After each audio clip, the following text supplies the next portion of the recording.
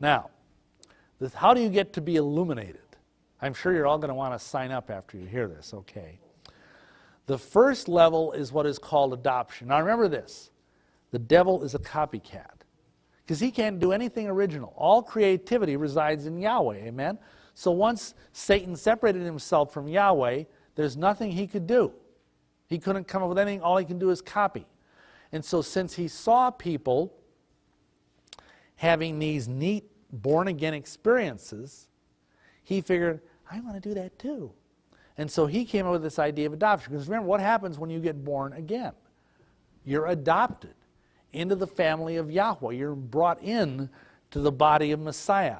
You're translated out of the kingdom of darkness into the kingdom of his dear Son. And so Satan wanted the same thing. And so he wanted something that would legally make you his son, quote unquote. Just like when you get born again, you legally, juridically become a son or daughter of the living Elohim. So this is what happens when you become a Master Mason.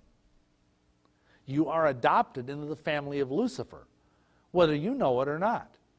When you kneel at that altar and you swear an oath, and there is a kind of sort of low-grade illumination that's given every entered apprentice, which is the lowest level of Masons you can be. You're kneeling at this altar, and you got your hands on the Holy Bible, square and compasses, even though at the time you don't know it because you're blindfolded. And the worshipful master is reading to you from Genesis 1:1. And when he comes, well, first there's a thing before that I forgot to say. The worshipful master, who's like the head of the lodge, he comes down from his throne and stands right in front of you. And he says, you're kneeling there, blah, blah, blah. He says, my brother, in your present condition, what do you most desire? And the fellow who's guiding you whispers in your ear, light. You say, light.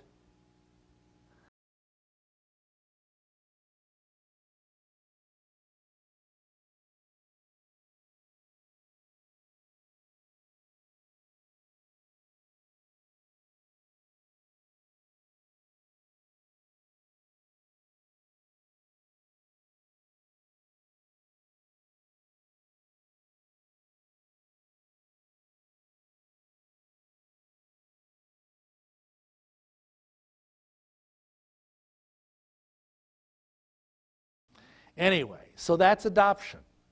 Basically, something is done to you. You make a commitment. And Masons, for the most part, do not understand this. But when you kneel at that altar and swear that oath, you have bowed the knee to Baal. Essentially, you have bowed the knee to Lucifer. And at that moment, you're adopted into Lucifer's family, even though you don't understand that. And again, that's how the devil does things, you know. Why should we be surprised? Well, the next step is illumination. And this is when you get to the point that you begin to see the light. This is done through drugs, this is done through meditation, this is done through trance work, and gradually you begin to acquire occult power. Your third eye is opened. That's up here, folks. It's called the Ajna Chakra in Hinduism, and it's believed that this is where you get the sight from. And through all these different disciplines, you gain these occult practices. And you can start seeing spiritual light everywhere, like auras and stuff like that. That's what illumination is.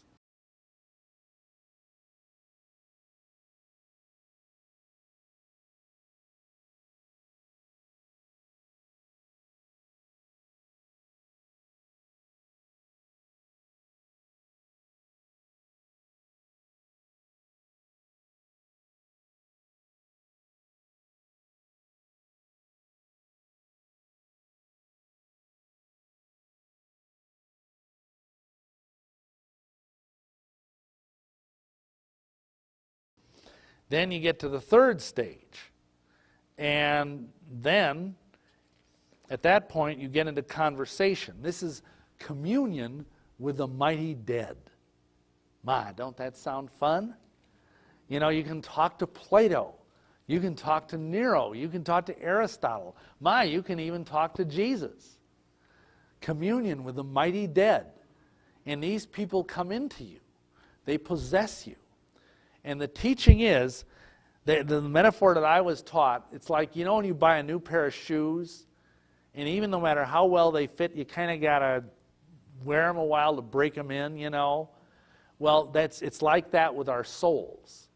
That these high-level beings, these ascended masters, these great archons of the universe come into you, and at first we're tight like a new shoe, and gradually they push us, they whatever, I don't know what they do, but anyhow, and sometimes it's literally they push us, and you gradually become more enlightened. Your consciousness is expanded. You become more and more enlightened, and I'll tell you a true story about this that happened to me.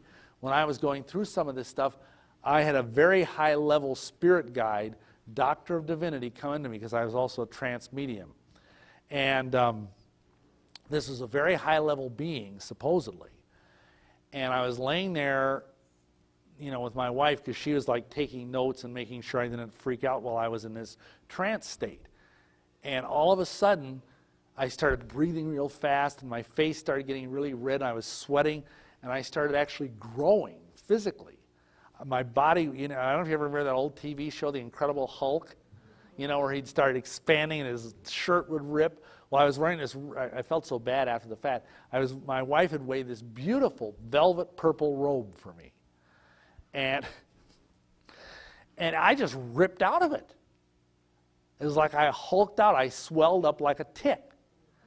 And my eyes were just turning red, and they looked like they were going to pop out of their sockets. And she was freaking. She didn't know what was going on. It was this high-level guide, you know, coming into me. But by the time that was over, I had streaks of gray all through my hair.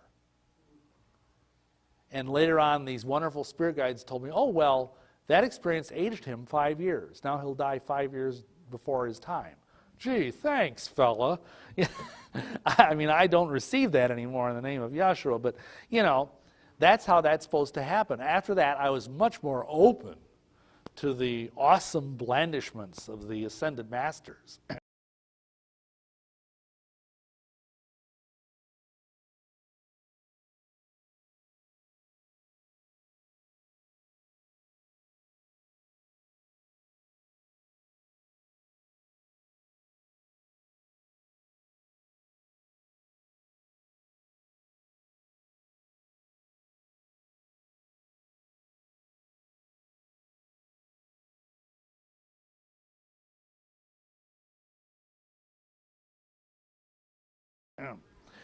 Well, then the next stage is Congress.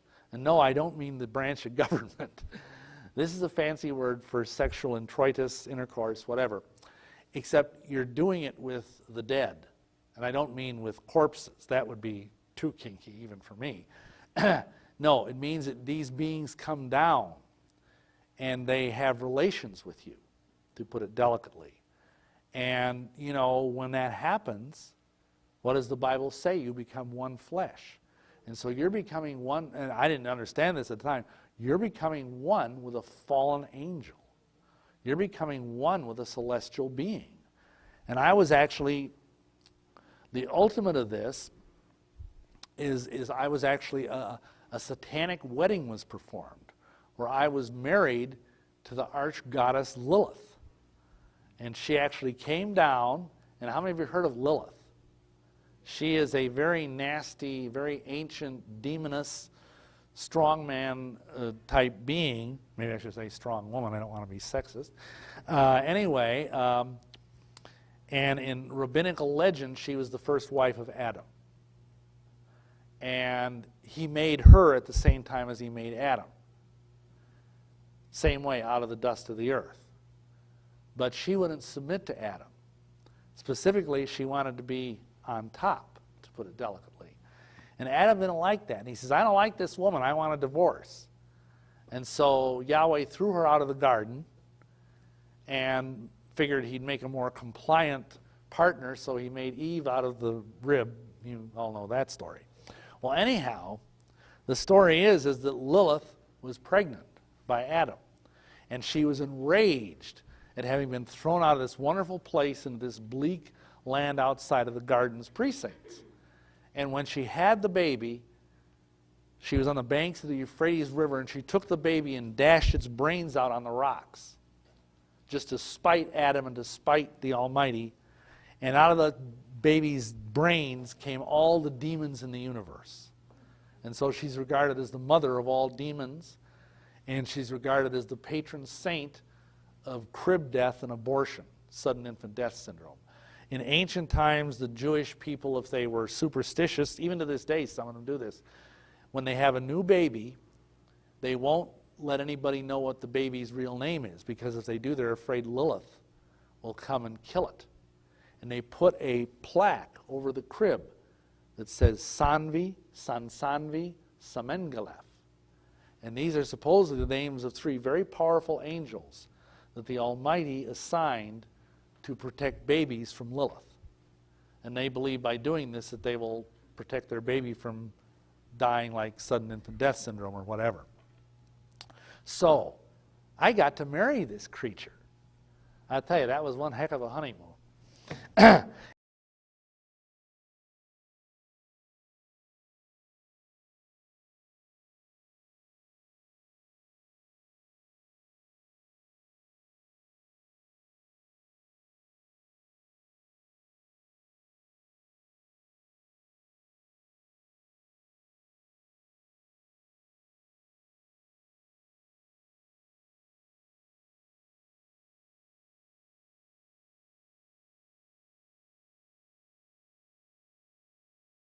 Anyway, the ultimate goal, which fortunately I never got to, is what is called union.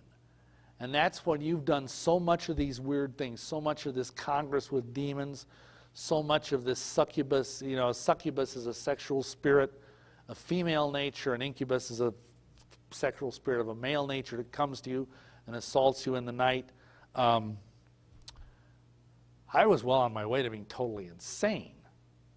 But what happens in the final state, the 5th stage, is your total consciousness is eclipsed by the demonic. There ain't nothing left, you know, just the demons. And you're just totally given over to evil. In deliverance, such a person is called perfectly possessed, quote unquote, that's the term. Although there's nothing perfect about it. What that means is, though, that the person's just so surrendered. I mean, I can remember doing this, and I'm so ashamed of it. I would get down on my knees and beg more demons to come into me. You know, that's how bad, because it was a high. Whenever a new demon would come into me, it was like a real rush. You know, more power, more wisdom. The 2 blandishments of the occult, power and wisdom. So anyhow, this explains, this last couple of stages, why there is such a level of unanimity among high-level members of the conspiracy. Because people always make jokes, you know, when you talk about this stuff.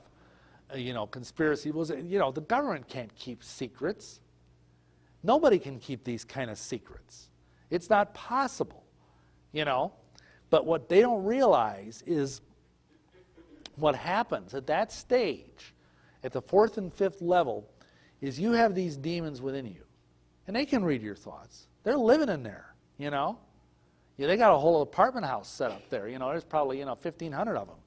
And anyway, if you even start thinking of betraying some secrets, pain, they know just where the pain centers are in the brain. And they can give you pain like you would not even imagine. I mean, forget childbirth, forget kidney stones, forget, you know, having a white-hot poker run through your hand. It's like nothing compared to this. And so they don't even get to the point where they pick up the phone to call the New York Times and rat out the conspiracy. Either they die of a brain hemorrhage or they behave themselves, one of the 2. So that's why there's such unanimity. And the only way you can get out of this is through him. Because, I mean, we've seen this. We've actually seen people who are in this group come to us for deliverance, and until we started seriously praying, you could actually, I mean, blood would start coming out of their ears. Their eyes would start bleeding. Their face would just turn beet red. It's like they were hemorrhaging all over their bodies because the demons inside of them were fighting. And we would pray and ask the Almighty to stop that, and it would. Gee, what a surprise. Prayer works. Hallelujah. You know, because greater is He that is in us than he that is in the world. And I don't want any of what I'm saying here today to scare you guys. Because if He can save me out of all this stuff, you know, that's how awesome He is.